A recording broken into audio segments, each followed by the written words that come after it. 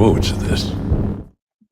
Hello, everybody. Welcome back to the Chat Batch. It is still the Chat Batch where we talk about the Bad Batch, but I haven't paid the bill this month or last month, so I can't put any branding on, I'm afraid. But I will be paying the bill. I will be putting some coins in the meter once Mandalorian starts and we're doing the weekly stream. So the graphics will return, but it is the Chat Batch. In spirit, at least, maybe not in graphical form. All right, so I'm Jamie. Hello. We are going to bring our guest in a moment to talk about 5 episodes of the Bad Batch. No, Peter, this will not be a 2.5 hour long live stream. That would be very optimistic of you. Hey, who knows? I mean, it can't be because I would be in trouble for with other aspects of my life, as might my guest, who's a very busy man. So yeah, it won't be that long. I'm sorry. Hello to Glenn, the Geeky Hippie, Special Circumstances Agent. Can you guess the origin of his new nickname, people, without Googling it? And hello, if you're watching in the future, leave a comment as well. Powder Girl, gonk to you as well, Leona there. Peter is here. Jane Flakes is here. Talking about that Mando clip with Grogu spinning in the chair, talking to Grief Karga, or Mando's talking to Grief Karga. Who else is here? Chris from Explaining Computers is here as well. Sorry, I missed your comment on the last stream, Chris. Yeah, we're just doing like occasional streams for the Bad Batch, but we'll be back on a weekly basis for the Mandalorian. What else? Who else? Glenn's still here. I'm working my way down. Anders Lay is here as well. Also, Daniel Spartan. Hope you're all doing well. Let's bring in our guest. It is Chad, the Stopwatch Campbell. If you're a regular here, you'll be familiar with his presence on this here planet Earth. But also, if you're not, Chad is a human man, and he also contributes to this channel regularly and has his own YouTube channel, the Alamo Studio, and Star Wars podcast on a hiatus, I think it might be fair to say at the moment, both of which I've linked to in the video description, Chad. Well, thank you. Yeah. Podcast happens when it happens, and so does the Alamo Studio. I'm always making something, but yeah, I don't have anything regular. Also, I want to apologize to everyone for the half-hour delay we put on this live stream. That is completely my fault. I even had it in my calendar as 3 o'clock, and for some reason I'm like, that's 4 o'clock, and so that. Do you know what? It is completely your fault, but I might accept actually 2%, so maybe it's not entirely, because generally we did 9 p.m. UK time, which in Central Time, Mexico City, where I am currently, would be 3 p.m., which would be 4 p.m. for you. However, the first Bad Batch stream we did of season 2, Chat Batch, we did do the earlier time of 2 Central, 3 Eastern, where you are. So I think you just got caught up in the past, even though the more recent past should have suggested otherwise to you, Chad. Okay, there we go. I'll take that. I will, yeah. Hello to Simon D. Long time no D. Simon D. Always good to see familiar faces here, and we will be back on a weekly basis for The Mandalorian, as I discussed in the first Bad Batch stream. Personally, for me, animated Star Wars, it's always, it's not. I'm not as excited for it. I'm working my way through some of the back catalogue, but it doesn't get me as excited as the live action. That's what got me into Star Wars, and that's what keeps me here. So for me, I'm a bit more relaxed with it, but also from a boring YouTube point of view, live streaming damages this channel. Don't know why, but it does. So I thought for the Bad Batch, we would not do weekly streams. We'll save that for the Mandalorian, and then the destruction to the newly hit 20,000 subscriber count can begin once The Mandalorian starts. So yes, thank you to everybody who supported this channel. We are now on 20,000 subscribers until we start the weekly live streams, and we're back onto 15,000 again before you know it. Right. We are going to talk about the Bad Batch. We've got 5 episodes to get through. Hello to Gaz Nottingham as well. I think I've said hello to everybody. So let's start with episode 6, which I believe was called, still is, Tribe. No, that was episode 6. Wait, no, we start episode 5. I missed out episode 5.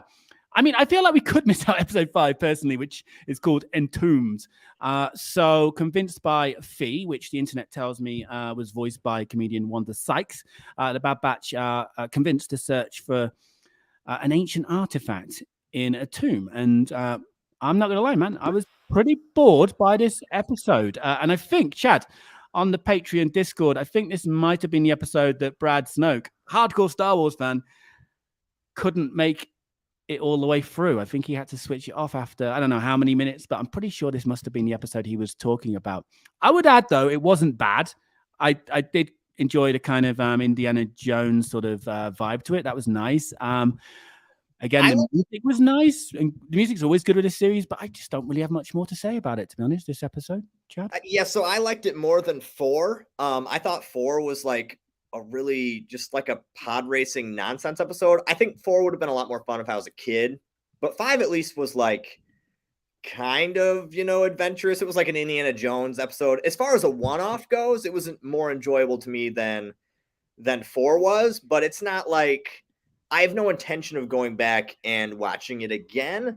But to be fair, I can say that about half of the series, The Clone Wars. So it was a fine filler. There's been way worse filler in the world of Star Wars. Yeah, and you are a man that loves the Clone Wars, we should add. A few comments along the same kind of vibe towards episode 5. Apart from Glenn. Glenn is being very positive about it. He had fun watching episode 5. Jane Flake says, yeah, we can happily miss episode 5. Power Droid Girl also says the same. Nobody will mind. Yeah, Peter actually has called it fun filler as well. It's got a very low 5 out of 10 from Power Droid Girl has episode 5. Is that one of the lowest scores you've given, Power Droid I think Girl? it is. I think it is really on it there, yeah. 6.7 from Glenn, the Geeky Hippie, Special Circumstances Agent. Don't Google it. So, yeah, Daniel Spartan has not seen any of Season 2 yet. But has been missing the streams. Okay, that's good. You're here for the spoilers then. Right. Awesome. So we can move on. Yeah, we're done with episode 5. I think we're all happy to move on with our lives. Episode 6, where I try to start this discussion. This was called Tribe, still is. I have a soft spot for a Wookiee, as I think most people familiar with this channel know. I used to. Some might say still do model my appearance on a Wookiee. So I am automatically always going to be more kind to an episode that features a Wookiee in it to one that doesn't. So the Wookiee in this one, Gunji, was it Gunji? Is that the name? Yeah.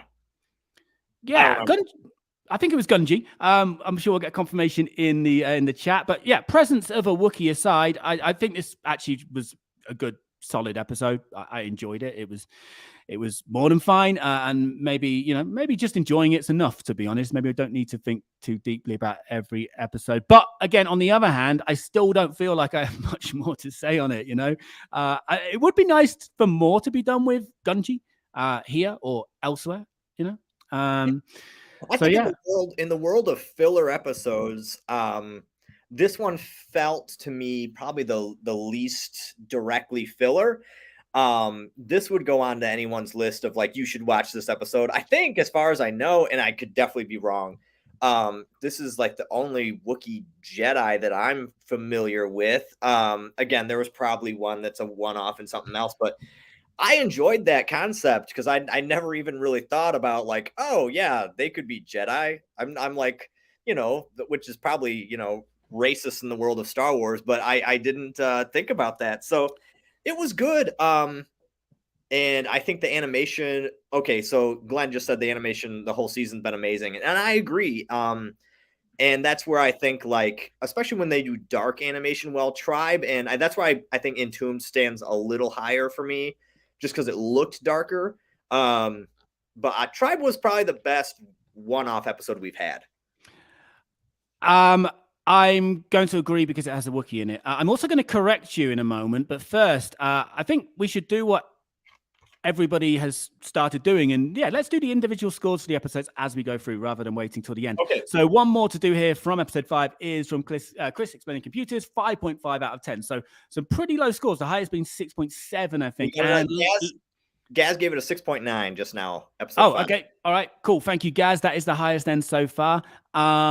But Gaz, generally gives higher scores too, and Power Droid Girl has confirmed that 5 is her lowest score. Okay. So, Chad, let's move on from episode 5. But before we do, we've moved back and let's move on again. Let's get your individual score for this episode. 6 for me. I'm going with a 5, which is average. Right. Cool. Okay. I will correct you now. There has been, or I would say is, another Jedi Wookiee. Okay. Okay. You want to know who?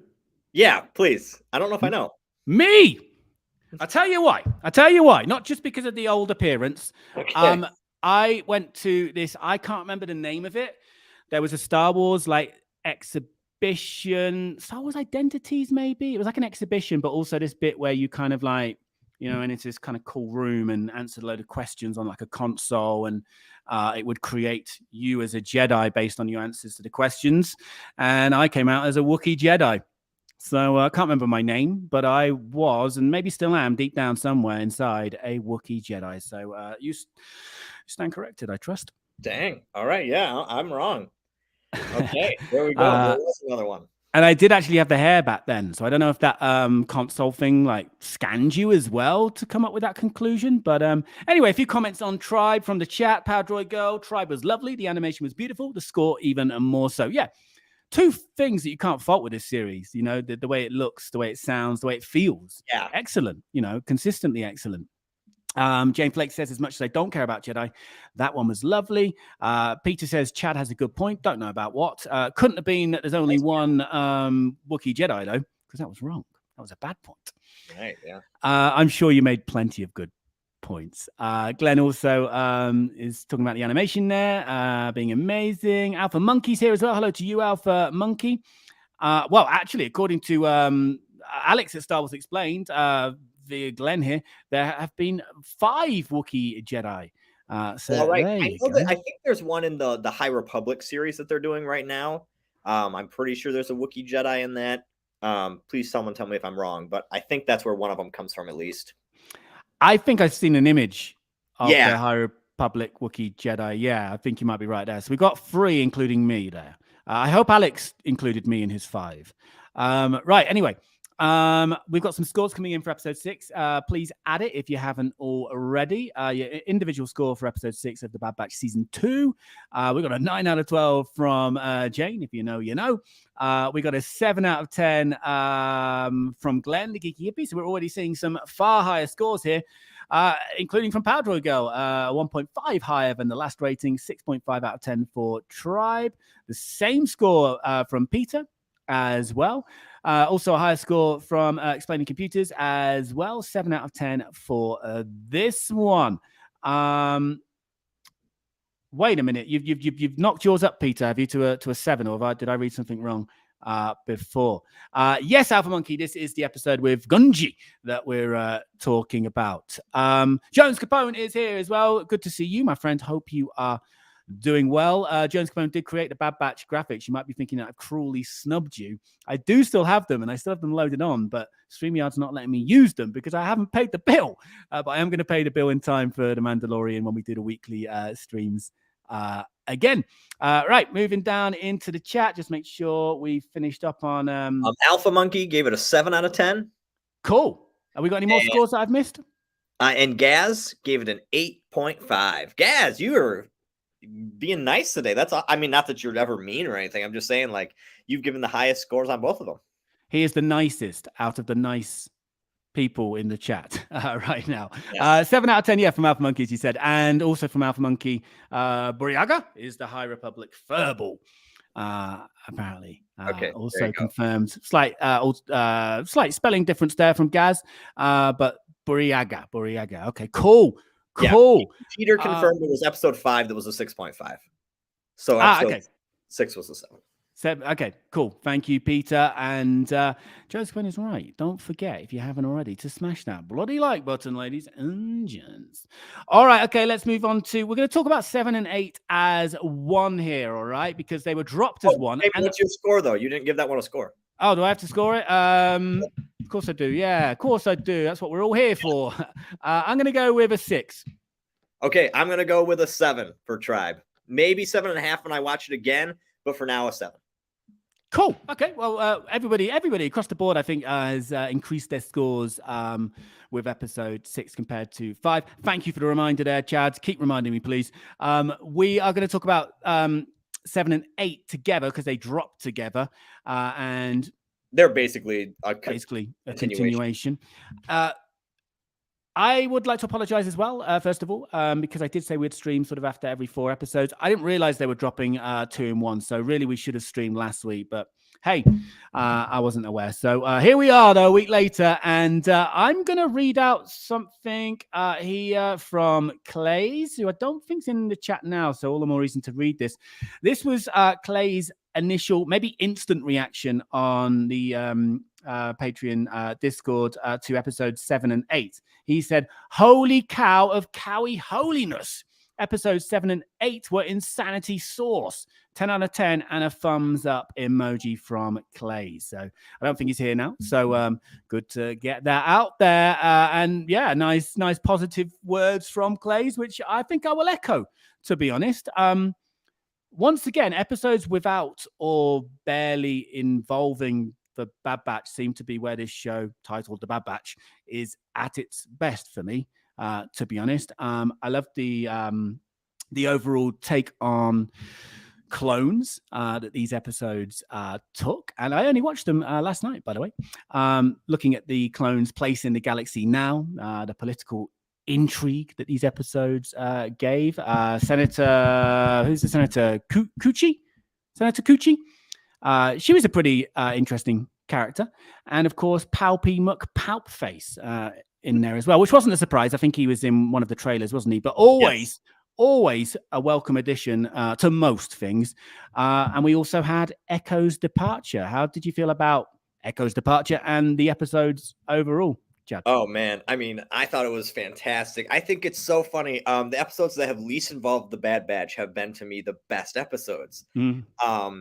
3, 7, and 8 are all like relatively flawless episodes to me. Some of the best Star Wars in the way it's like it's piecing together things of how the government actually worked after the Empire took over. Which for some people I totally get. Like, politics is not why you watch Star Wars. So when it gets into these things, you're like, okay, cool. I'm not concerned. But for me, that's exactly the kind of stuff I love, like, to know all of this. So it's doing such a great job for me. I found these episodes flawless. I find 3, 7, and 8 to be better than anything I think I saw in the first season overall. But then I found the other episodes to be weaker than most of the first season stuff. So overall, it probably will end up that the series is tied with the first season for me. But man, some of these episodes have been so good. Yeah, no, I'm with you on the political side of it. And yeah, like, on paper, what is supposed to be a kid's show, you know, we had 2 episodes that were full of heavy Star Wars politics. And we also, the episode of Crosshair as well. Which one was that? Was that 3? That was a very dark episode. So again, on paper, a kid's show, but, you know, in reality, half the time, very much not a kid's show. Yep. That I agree. And I agree with Jones and Jane here. Also in the comments, sorry, I'm reading that. Jane, you're absolutely right that Star Wars is inherently political, but I always say that, like, a lot of people don't like the politics, though. That seems to be a huge thing online. Like, or life is full of so much politics now, they don't want to watch something that might, you know, be a reflection of modern day. TV's their escape. So I completely get it. And we're speaking the same thing, but I try to understand why someone wouldn't like it. Yeah. And then, yeah, you're absolutely right, Jones Capone. Absolutely right with that. Yeah, Jones Capone says, for those who aren't staring at the screen, who are maybe, you know, cooking dinner or something at the same time, Jones Capone says, yes, this show is at its best in the episodes that completely have nothing to do with the title characters. Strikes again. Book of Boba Fett, anyone? I mean, it's absolutely true. You know, the episodes where they don't feature, or the episodes where they're not the focus, but yeah, for me, have been the most interesting, but it's more galaxy building than character building, I guess, you know. And I also find, I when they're not in it, I don't find myself missing them. But when Crosshair's not in it, I find myself patiently, of course, waiting for him, you know? Yeah, I think Bad Batch has gotten itself into the point where the Bad Batch are relatively like they don't know what to do with them necessarily. Like they have to keep them alive, and we can't have every episode be where they narrowly escape being caught or escape death. So they're doing all these side quests. Meanwhile, we're building up to hopefully something awesome at the end of the season. But whatever it is, I really love it. It's that classic, like just when I thought I was out, they pulled me back in, and that's what Bad Batch has done with these episodes. It's just so good. And with these 2 episodes, I know at the time when you first saw them, I think, and there's nothing wrong with this. I'm not trying to create some controversy here, but I think you labeled them as some of the best Star Wars ever for you.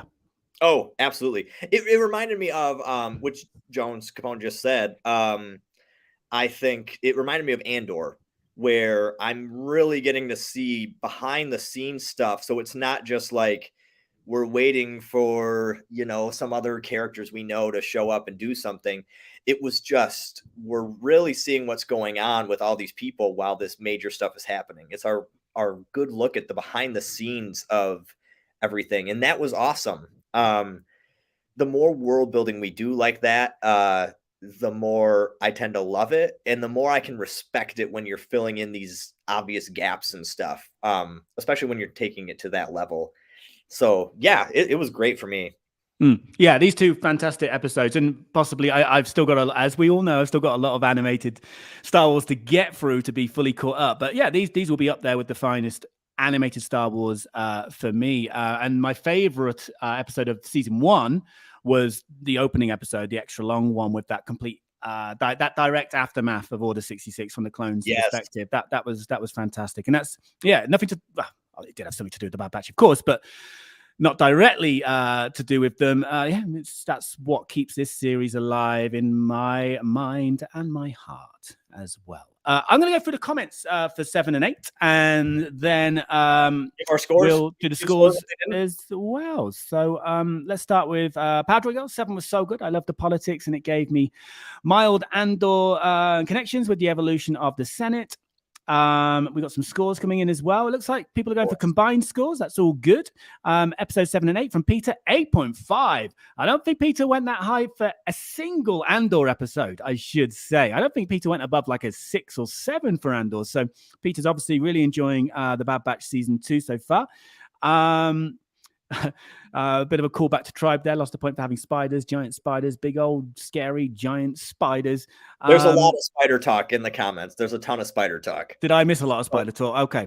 Oh, I can see more here. Something from Jane as well. Episode 7. We're sticking with the present though. We're talking about episode 7 and 8, not spiders. From Chris, 9 out of 10 combined score for those 2 episodes. An excellent 9 out of 10. Coochie is my animation crush. That's the senator in these episodes we were talking about. Who hadn't? Was Senator Coochie a new character? I don't remember her from other stuff personally. Put you on the spot there, Chad. I don't know. Maybe. Senator Coochie. Am I saying it? Have I been saying it? Coochie Woochie. How am I saying it? How am I supposed to be saying it? Right. Okay. I'm trying to find some more. Chad, I don't know what you're saying here, but you are making Peter a very happy man tonight. Peter's in the Netherlands. It is the night. More good points from Chad about episodes 7 and 8. You are on a roll, my friend. Okay, I'm working my way through. We did Jane's comment. We have seen that senator. They were in several episodes of Clone Wars. Who was? Was in several episodes of Clone Wars. Senator Coochie Woochie. Yeah, Senator Coochie Woochie was in a lot of episodes. And don't remember her, to be honest. So, she made more impact on me, she made more impact on me and clearly on Glenn as well in these 2 episodes. His animated crush, Coochie Crush. Gaz, 7 and 8 were top notch, going high again with an overall 8.95.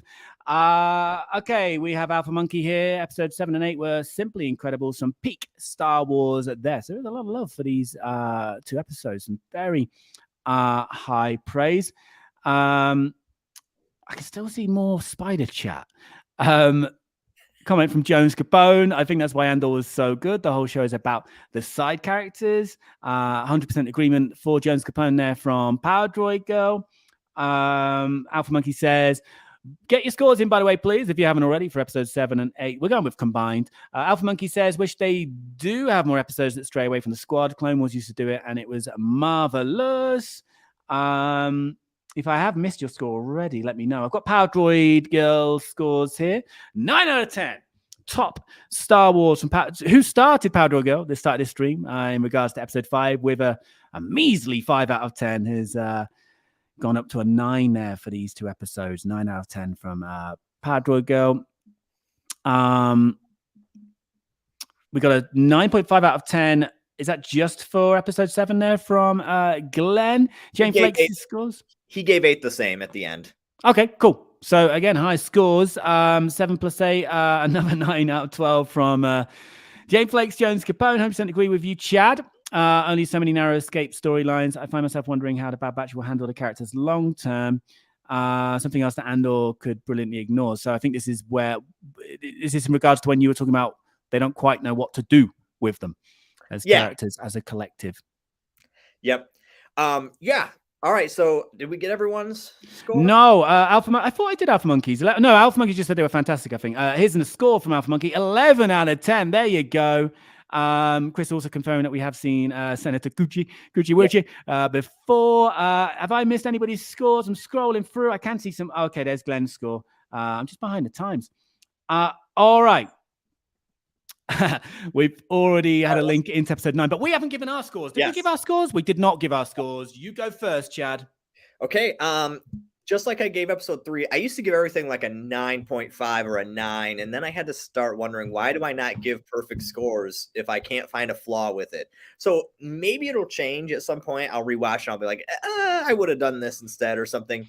For now, I'll give them as a combined score a 10 out of 10. I mean, nothing was wrong with those for me. It was about as good as it can get for me. That was just very intense and intriguing, and it actually, separated the Bad Batch in a way. It kind of brought things together for some of our Clone Wars characters that we've been following. So I dug it. It was great writing to me. What did you give episode 3? Do you remember? A 10. That was a 10. Okay. Yeah. I can't remember what I gave episode 3, but I feel like these are on a par for sure. And with the opening episode, the pilot episode, if you like, of season 1 for me. Like I said last time, my scores here in the context of the Bad Batch of animated Star Wars. So even though some of these scores will be similar to what I gave to episodes of Andor, Kenobi, Mando, whatever, for me, it's a different thing. So in that context, I'm going with I could go with 9, but I'm going with 8.5 as a combined score, which I think is a very high score. Yeah, that's what you gave. So, I think back off, everybody, back off. Is that what I gave episode 3? I'm pretty sure, and I think that's what you even gave like the first episode of the show that you were talking about, that 70-minute thing. I'm pretty sure it was an 8.5. See, these are episodes I would go back and watch. Yeah, that's some point in my life, what it is. Like that's really good for me. All right, let's move on to episode 9. We gotta rush this one. We're running out of time. We are running out of time, baby. Okay, so episode 9, The Crossing, where I was kind of bored again, to be honest.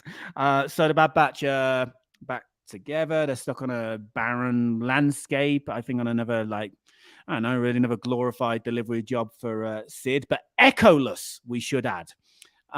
Which leads to a bit of conflict in the group. I think that was the only kind of interesting thing in this episode for me. There was a few moments of strife between them, which we haven't had too much of in the past. So in some ways, what makes this interesting is that it's perhaps not the fun type of Bad Batch on a standalone mission type of episodes that we're used to, because there's a little bit of aggro within the ranks. But I don't have much to say about this episode either, like 5 and 6. I mean, overall so far, like we've touched upon this series, the look, the feel, the sound of the show is fantastic. Can't knock it. But again, it feels like things happen, then stagnate, and the most interesting stuff happens away or around, not directly involving the Bad Batch. And once again, I feel like I am constantly waiting for old Crosshair to come back. How are you feeling, Chad, about episode 9 and overall?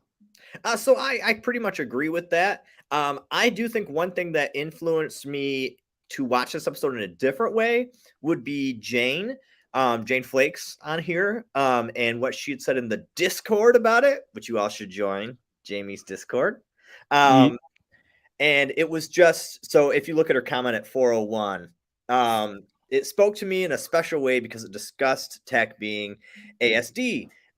So for a long time, what my specialty was and what I graduated with was a special in ASD education.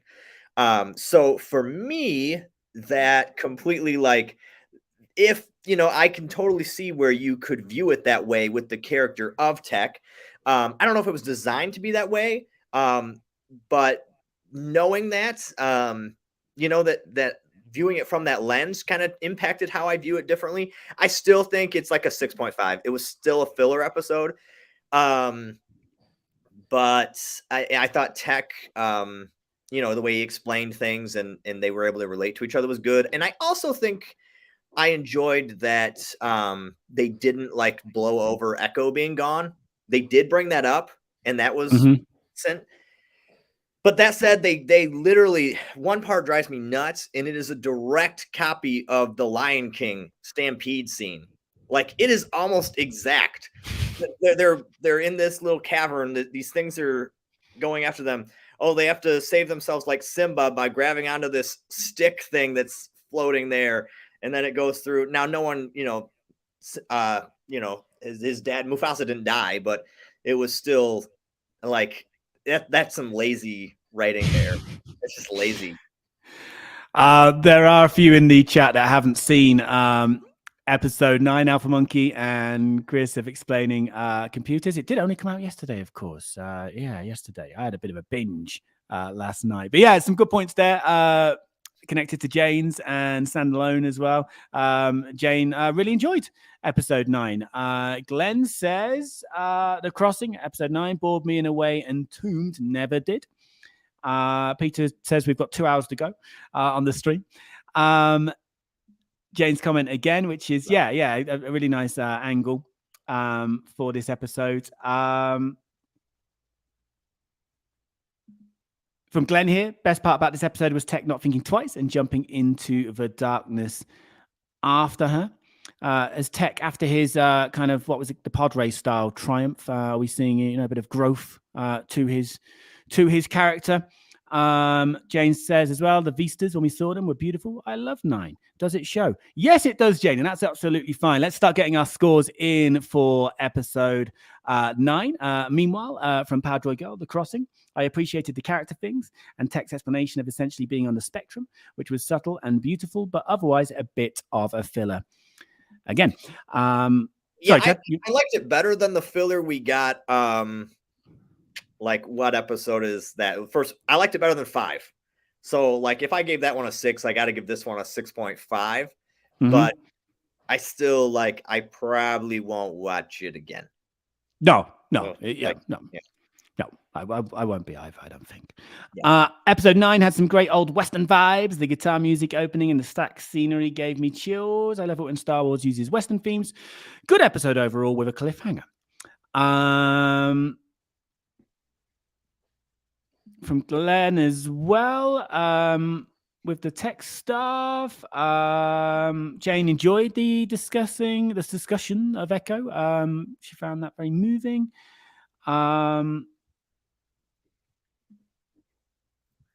Jones Capone as well. Major Lion King Stampede vibes. Lol. Absolutely, I agree, man. And also Jones says the dilemma felt pretty forced in this one, but some interesting dialogue, I suppose. All in all, a bit of a dry one for me. Get your scores in, everybody, for episode 9. Okay, Jane's on an 11 out of 12 for episode 9. Very high there. I suspect might be the highest. We got a 6.8 from Peter for episode 9. Good filler episode. We got a 7 out of 10 from Powdroy Girl. I have nitpicks with the plot. Not the lowest score you've given tonight, though, Leona. It was a 5, of course, 4-5. And in regards to the cliffhanger, Jane Flake says, yeah, I'm excited to see how they go without a ship, but I suspect that it will get the Marauder back. So a few haven't seen this episode, so we're going to get less scores in. We'll keep the chat open for another couple of minutes, Chad, while we go to you and I for our scores. You go first, my friend. All right, I'm going to give this one a 6.5. I don't think it was exceptional. I think it at least had somewhat more with Tech, who hasn't been a super developed character other than like he's techie, but this at least gave him some moments to shine himself, which I appreciated. I think the whole season has done better with the characters that I thought they didn't do great with in the first season, but that has also then gave us these like standalone episodes that really are just there for slight character development. So I'll give it a 6.5, but man, I mean, after I gave the one a 10 the week before, coming back and then seeing this, I was like, oh, okay, we're back to the Bad Batch again. Like I say, you know, it really feels like it's going places, and then all of a sudden stagnant. Although, you know, a lot of people enjoy these episodes, Jane, and also Sienna as well. Sienna Quid here. I thought it was a wonderful episode, 8 out of 10. So there have been some. There you go. There've been some healthy scores for this episode. Did we do Power Droid Girl? I did. Peter? 7 out of 10. Okay, 7 out of 10. Yeah, Peter was a 6.8. I think we did those. Yeah. I'm gonna give it a. I preferred it to 5. I'm going to give it a 6. There we go. There you go. But 5 is average, so apparently it's slightly above average. There you go, slightly above. Yeah. All right, anyone else? I think we've got all the scores in. I've got the final comment I can see there from Jane on the screen at the moment. Glenn, Glenn, here he is. Here's Glenn, 6.5 out of 10 from Glenn. All right, we've got everybody's scores in. So overall, you know, I think people are enjoying this series. Chad, you want to give some? Oh no, hang on, we don't have a score. It's from Gaz Nottingham. It's a 7.75. This might change after viewing episode 10. Yeah, as been mentioned, there was a bit of a cliffhanger there. So yeah, we may look back at this episode differently. We'll talk about that next time, I guess. We will be back in a few weeks, probably after 4 more episodes, to do another one. Or one big finale one. I don't know yet, but stick with me. We'll be here on a weekly basis. I'll definitely do weekly streams for The Mandalorian. So yeah, Chad, any final thoughts, overall season thoughts so far? As I put a comment saying a mixed bag from Power to a Girl on the screen. Okay. I mean, that's kind of my thoughts on the overall season. It's been fine. It hasn't been, some of it has been exceptional, but that's only a third of it has been amazing. Like some of the best Star Wars. Then 2/3 of it has been absolutely okay. So, you know, it's not bad at all. It's still Star Wars, so I watch it and like it more than most things. But I would like to see more and feel more stakes with the Bad Batch than just like we're going on a side quest, because that's what the whole season's been. Yeah, and as Sienna says, maybe we do need to reserve judgment for episode 9, saying it's hard to judge something as filler when it's building to something. We don't know particularly what episode 9 is building to with that cliffhanger. And generally, I suppose there's bits we might go back to in so-called filler episodes and realize there was a hidden meaning, connection there. So yeah, maybe we should be reserving more judgment, but we'll see at the end of the season. So thank you everybody for joining. Like I say, there will be one more Bad Batch bit of content, but we will be here on a weekly basis for The Mandalorian. So Chad, thank you again for joining. I have linked to the Alamo Studio YouTube channel and your podcast in the video description. Do you want to try and persuade somebody that's met you for the first time here to actually go and click on those links, because it takes a lot of effort? Hello, I'm Chad Campbell, and I'm not going to help. Not going to help. Well, I don't have anything. That's all I got. All right, no. Just make sure to click on it if you want to, and if you don't want to, fine. Do you. I'm the worst salesman with myself. Yeah, you're meant to explain what they might find when they go on your YouTube channel, because your YouTube channel is quite varied. Our YouTube channel is varied. There's 4 of us that are all making kind of different things. I make documentaries, and I put them up once in a while. Other people make like behind the scenes videos of things we've made. Some people are making movie reviews. It all kind of depends. You'll be able to find something that you enjoy on there, I hope. And if not, that's okay too. My podcast comes out whenever I feel like it. Star Wars Lunch Special. The last episode was an interview with the guy who does all the music for the Lego Star Wars specials.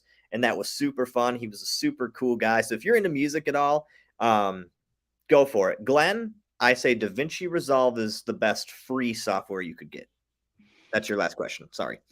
Everyone else, thank you so much. Yeah, I hear good things about DaVinci Resolve, but never used it myself. But yeah, sure. Cool. Sounds good. I'll click on it. Thank you, everybody. I see a lot of thank yous in the chat. And you know, You know what? I edit with Adobe Premiere at the moment, but to be honest, maybe if there's a better or just as good free option, I might be switching. But at the moment, Adobe Premiere Pro. Right, everybody. I'm waving. I hope you're waving. So I'm about to click end broadcast. Then there's an awkward lag, which we just wave through, and then eventually it ends. And I'll see you soon. All right. Thank you, Chad. Thank you, everybody. Take care. I love you all, babies.